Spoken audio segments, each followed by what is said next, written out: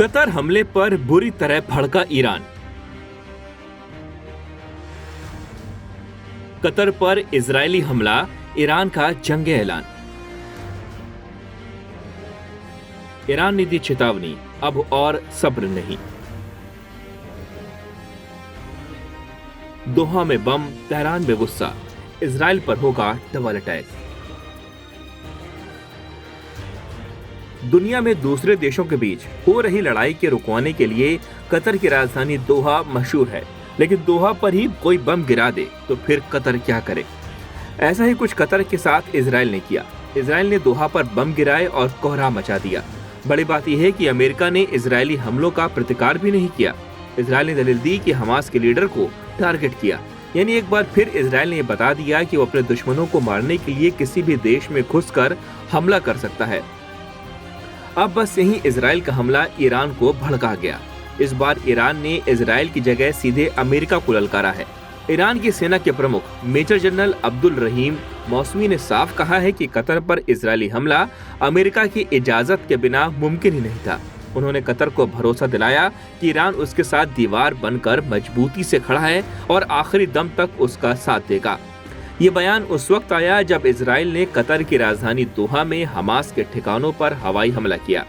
इस हमले को इजरायली मीडिया ने असैसिनेशन ऑपरेशन यानी एक हत्या मिशन बताया। रिपोर्ट्स के मुताबिक उस समय हमास के नेता अमेरिका के प्रस्तावित गाजा युद्ध विराम पर चर्चा कर रहे थे। जनरल मौसवी ने इस हमले को आतंकी और आपराधिक हरकत करार देते हुए कहा कि इजराइल का ये दुस्साहस इसलिए बड़ा है क्योंकि उसे अमेरिका और पश्चिमी देशों का अंधाधुंध समर्थन मिल रहा है।